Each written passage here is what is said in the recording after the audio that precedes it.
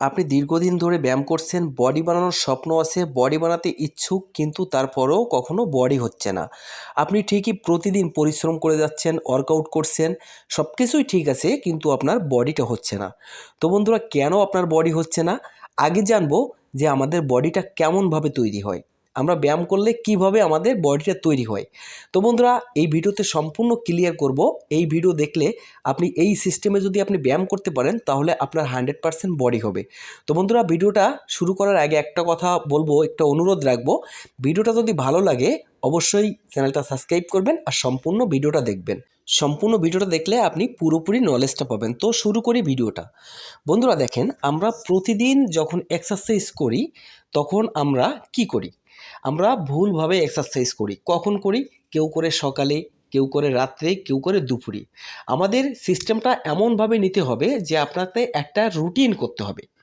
আপনাকে একটা নিয়ম ফলো করতে হবে যে আপনি ফিক্সড একটা টাইমে ব্যায়াম করবেন।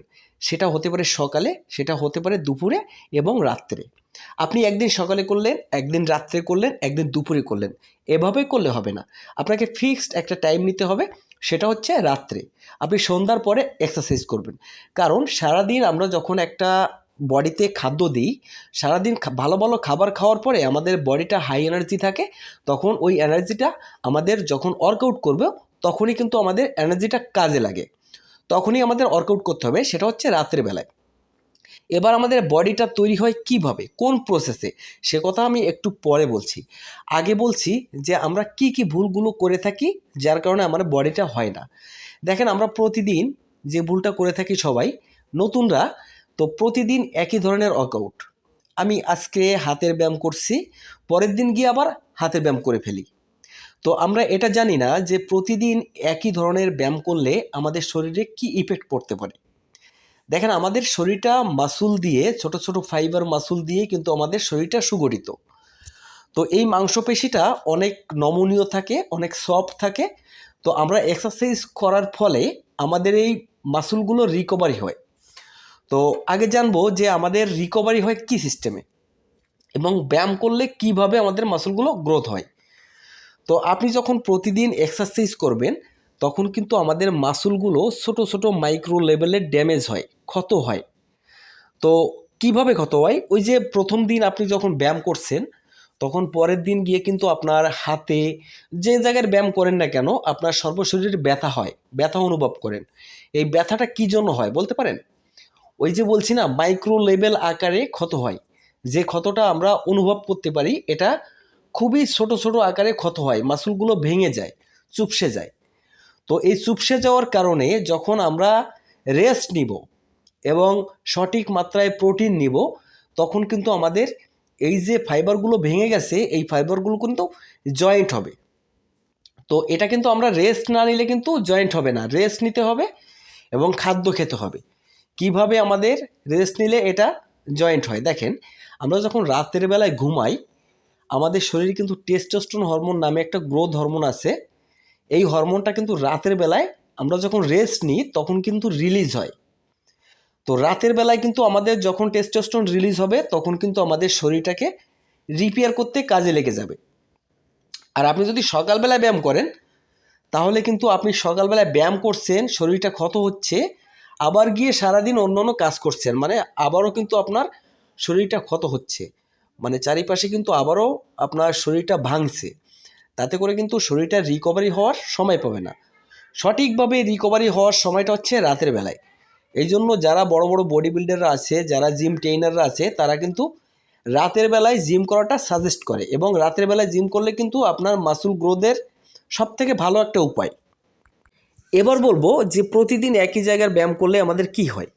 প্রতিদিন একই জায়গার ব্যায়াম যখন করছেন আপনি তখন কিন্তু একই জায়গায় আপনি আজকে বাইসেপের ওয়ার্কআউট করছেন, হাতের ব্যায়াম করছেন, পরের দিন গিয়ে আবার হাতের ব্যায়ামটা করছেন, মানে তাহলে কিন্তু রিকভারি হওয়ার সময় পাচ্ছে না। শুধু যে একটা রাতেই আমাদের শরীরটা রিকভারি হয় এটা না, আমাদের শরীরটা রিকভারি হতে মিনিমাম 36 থেকে 72 ঘন্টা সময় লাগে।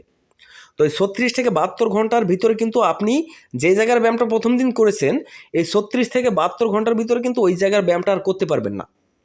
আপনি হাতের ব্যায়াম করেছেন, পরের দিন গিয়ে আপনি বুকের ব্যায়াম করতে পারেন কি পায়ের ব্যায়াম করতে পারেন। আর যে ওইখানে যে মাসুলটা আপনি এক্সারসাইজ করেছেন ওটা কিন্তু আপনার রিকভারি হচ্ছে। আর প্রতিদিন একটু লাগছে, সেটা কিন্তু ওয়ার্ম অফিসের মেসেজ আকারে লাগছে, মানে আরামদায়ক আকারে লাগছে, ওটা কোনো ক্ষতি না।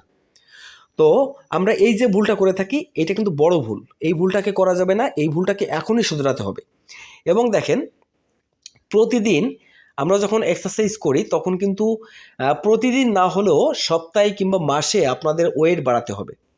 আপনাকে এমন একটা ওয়েট নিতে হবে যে ওয়েটটা দিয়ে আপনি 12 থেকে 15টা রিপিটেশন আরামসে মারতে পারছেন, 15 থেকে 12টা রিপিটেশন দিতে পারছেন। আবার এমন কোনো ওয়েট নেবেন না যে ওয়েটটাতে আপনার ইনজুরি হয়, এমন ওয়েট নেওয়া যাবে না। আপনাকে আবার এমন ওয়েট নেবেন না যে ওয়েটটা দিয়ে আপনি আরামসে 15 থেকে মানে 20-25টা মারতে পারছেন, তাহলে কিন্তু আপনার কাজ হবে না। আপনাকে এমন একটা ওয়েট নিতে হবে 12 থেকে 15টা রিপিটেশন দিতে পারবেন, এমন একটা ওয়েট নিতে হবে। আবার সপ্তাহে যদি আপনি মাসে কিংবা সপ্তাহে যদি ওয়েট না বাড়ান, তাহলে কিন্তু আপনার মাসল গ্রোথ হবে না। কেন হবে না? দেখেন, আমাদের শরীরকে, আমাদের ব্রেনটাকে অনুভব করাতে হবে, আমাদের ব্রেনটাকে সিগন্যাল দিতে হবে যে আপনি যেদিন ওয়েটটা বাড়াবেন, আপনি একই ওয়েট দিয়ে আপনি 15 দিন ব্যায়াম করছেন। তো 15 দিন ব্যায়াম করার ফলে কিন্তু আপনার বডিটা ওটা একদম মানানসই হয়ে গেছে, আর তারপরে কিন্তু আপনার শরীরে ব্যথা হবে না।